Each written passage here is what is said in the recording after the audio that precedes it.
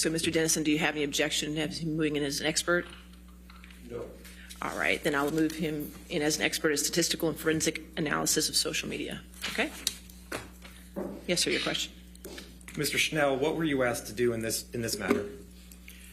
So I was asked to do several things. I used the official Twitter APIs to bring in data over several different time spans.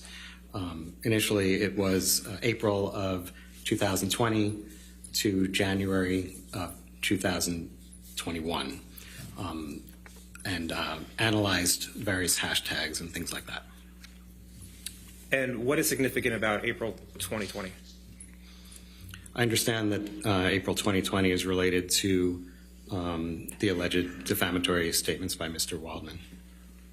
And you talked about APIs. What does that mean? So API stands for Application Programming Interface.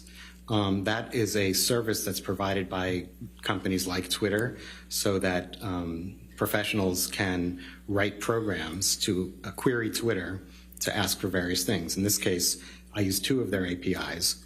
One of them is called the Search API, and that allows you to give search terms, and it will return all the tweets containing those search terms through a certain date range. The other one is called a Counts API, and I use that, again, through a certain date range to return any tweet that contained that hashtag. And I should add that it may not be obvious why you need to do this, but if you just do a search on Twitter itself, it's not going to return everything. It's going to return a subset of what is out there. But using these APIs, which you pay a lot of money for, they sort of guarantee that you'll almost guarantee that you'll get everything. And you mentioned hashtags. I know a lot of people know what those are, but for those who don't, what's a hashtag?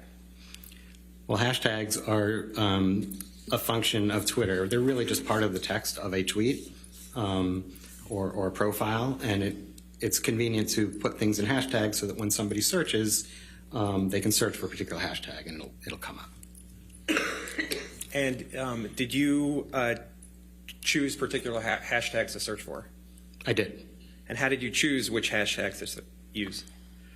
Well, initially I was looking at tweets that would be negative towards Misheard. So I looked through tweets that were negative towards Misheard, and I found that a super majority of them were using one of four different hashtags. And so overall, what did your analysis find regarding negative hashtags about Misheard from April 2020 until the end of January 2021?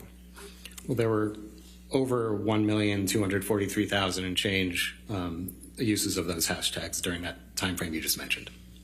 And did you perform an analysis of the negative hashtags from April 2020 until January 2022? Yes, I did. And what was the result of that? There were over another million, so 2.38 million, I think. And how did you determine that the tweets were negative about Misheard? Well, I hadn't been asked that until later on in this, but I didn't think that that would be in controversy. I mean, some of these hashtags are pretty rude, and it would really surprise me that anyone would think that they wouldn't be negative towards Misheard. But when I was asked about it later, I actually took a random sampling and looked at them and could not find any that were not negative towards Misheard. And what was the random sampling that you used? I did two of them. They were 1,000 each. And how did you determine which 1,000 tweets to use to review in each search? I wrote a program that truly selected them at random. And in your experience, is 2,000 tweets a meaningful sample? If they're chosen at random in this universe, yes. Okay. In addition to the four hashtags for Misheard, did you review any other? Did you look at any other hashtags? I did. And what type of hashtags did you look for? I looked at what I found to be 6 hashtags that would be negative towards Mr. Depp. Okay, but Michelle, could you put up demonstrative 1, which is on the 5th page of attachment 4 of Mr. Schnell's expert designation. Mr. Schnell, did you create this chart? I did. And what data is this chart based on? This is based on the search API from Twitter, and it rolls up the number of tweets with the various hashtags by month of these 2 years. 3 years. Your Honor, I'd like to I'd make this a demonstrative Schnell demonstrative 1, or do you want it to be a? If I could get it one of the numbers, since it's going to be part of the record, just. Okay. Can we call it Schnell demonstrative 1, and then I will give you a number? Well, the last number I have is 1837. I don't know. Do we know if that's the last? Can Can we make it? Can we? How about we make it 1900? That way, it's not. Can we just make it 1900? That's perfect. Okay. All right, 1900 it is. Any objections to the demonstrative? No, Your Honor. All right, you can publish that.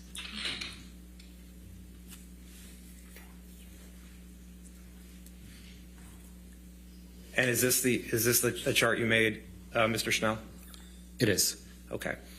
And at the top here, there are hashtags that are in yellow. You see that? I do. Okay. And if we go all the way to the right, well, first let's scroll over to the left here. I apologize. You see, in 2020, there's the months of June and July. I do. Okay. And what are these columns? First, tell the jury what they represent. So each of these is the number of tweets with the hashtags, with the corresponding hashtag during that month. Okay. And if we look at the first one in yellow, you see that first hashtag, the fourth one over? I do. And are there any, what does it show from 2018 to July of 2020? There were none. And then what happens in August of 2020? Well, there's a remarkable jump from July to August of 2020. It goes from 0 to 13,878. And if we scroll to the right, the last three hashtags, which are highlighted, or shows the difference between June and July. What did your analysis show? Well, you can see that June is about at its steady state. In July, there's also a remarkable jump. And that's for all three of those hashtags? That's correct. Okay. And the hashtags, if the hashtags that are in blue are the ones related to Mr. Depp, correct? Correct. Okay. Oh, by the way, what is your understanding of when the last alleged defamatory statement was made by Mr. Depp through Mr. Waldman? My understanding is that it was the end of June of that year. Of 2020? Yes.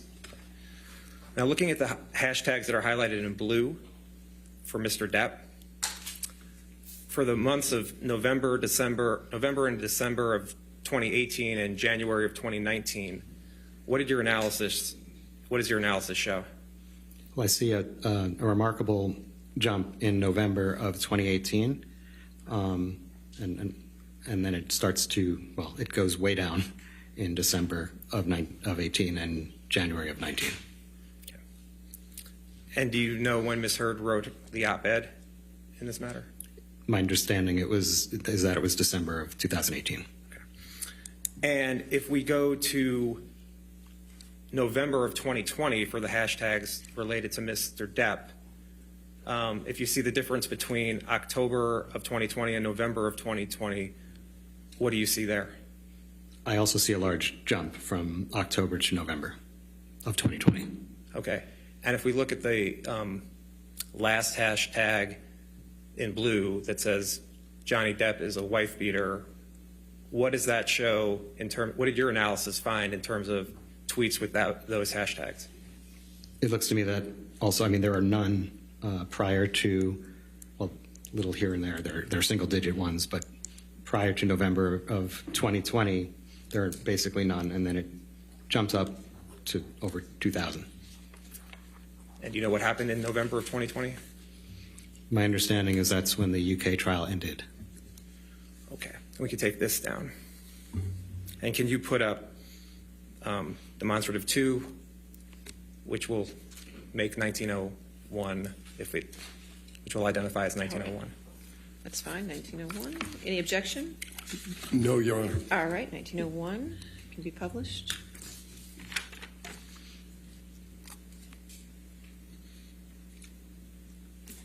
And Mr. Banya, what data is this chart based on? Oh, I did the same thing. Mr. Schnell, what data is this chart based on? This chart is actually based on the data we just looked at, but out until January of 2022. And it's just another way of displaying the numbers in graphical form so that we can see peaks and valleys. And what are the dotted lines? So if you look at the top, you can see that the dashed lines are the negative hashtags towards Misheard, and the solid ones are the negative hashtags towards Mr. Depp. And what is being shown here?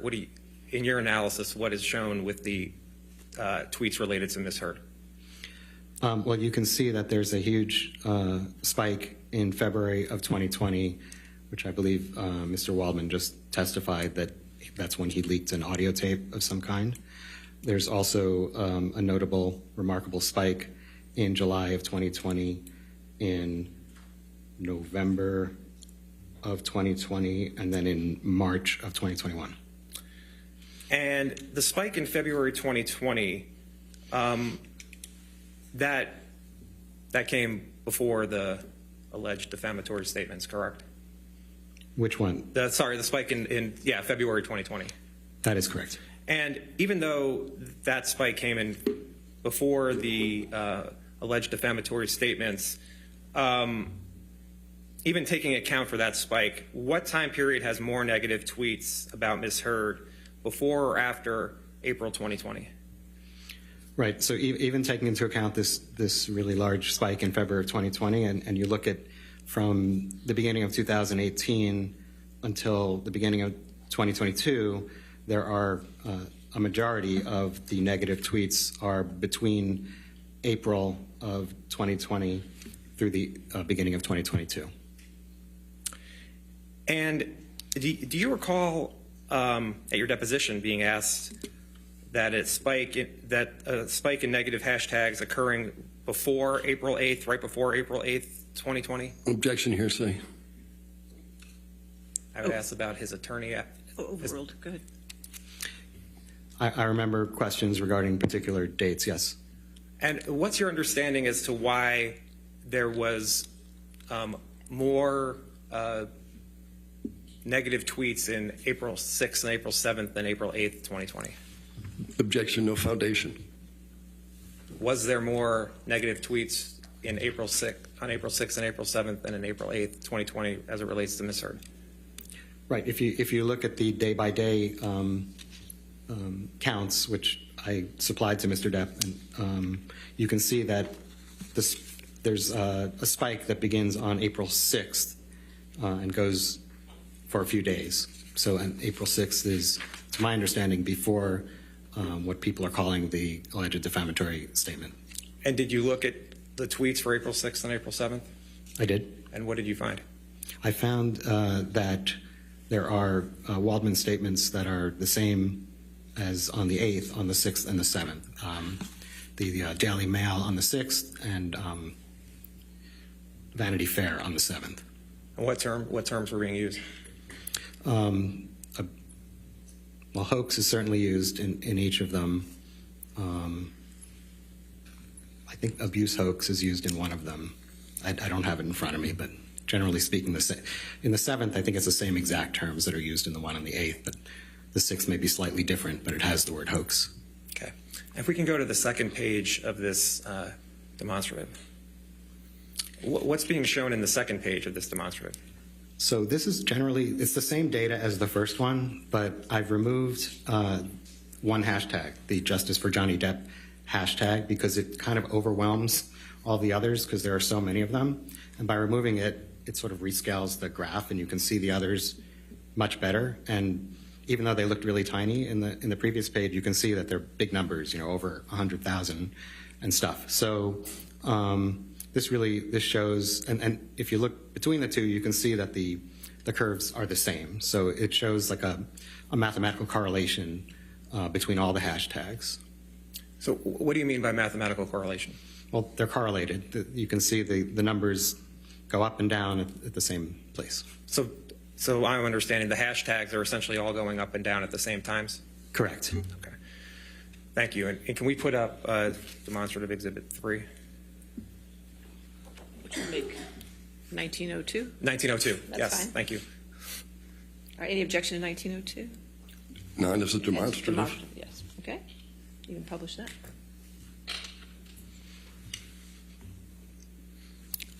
Mr. Schnell, did you create this chart? I did. And what does this chart show? So what I did was I took the data that I supplied to Mr. Depp, which was the original data from April of 2020 through January of 2021, and I searched it for certain key terms, specifically hoax, fake, and fraud. And that's what it's representing. The top part, anyway. And the top part, if you look at for hoax, fake, and fraud and this is within the negative hashtags or it's misheard? Right. This is only searching through the ones that have one of these 4 hashtags in them. Okay. And if you look at the total, oops, I'm putting that in black. Let's clear that. Oh, you saw the line there. What's the total number of times it was used in the negative tweets, either hoax, fake, or fraud? 81,121. And did you perform any other searches on the data? Yes. And what searches did you perform? So I also looked in that same data for references to Waldman by itself, or Wald, and then followed by anything followed by Mignon or Minion, depending how you want to pronounce it, sort of a portmanteau of Waldman and filet mignon, I guess, or minions, and looked for those in the same data.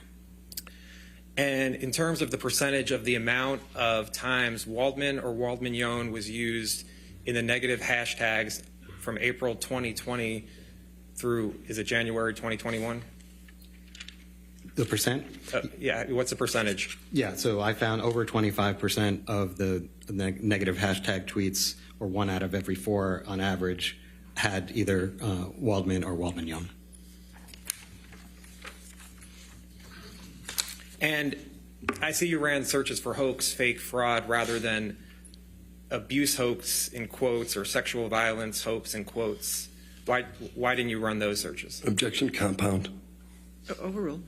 So if I had put them in quotes like that, say abuse hoax in quotes, that would require that it show up in exactly that way, with the same spacing and the same order. So if it said something like there was abuse and there was a hoax, it wouldn't get caught. So if I take the quotes out and search for them separately, search for things separately, that'll cover it and make sure that I catch everything. And based on your analysis of these searches within the negative hashtags, what do the results of these searches mean? Well, obviously I can't read what's in people's minds, but when I read the disclosure of Mr. Depp's expert, Mr. Banya, he stated that if these terms, in particular the Waldman term, Objection, hearsay. He's an expert. No, overruled. if these terms had shown up a lot of times in the negative hashtag tweets, then that could show that they were, paraphrasing the impetus of why people tweeted these. So I sort of adopted Mr. Banya's opinion on that and found this large number. So I agree with Mr. Depp's expert that this could show a substantial correlation. And to what level of confidence do you hold the opinions you just provided to the jury? To a reasonable degree of scientific certainty. Thank you, Mr. Schnell. I have no further questions. All right, cross-examination.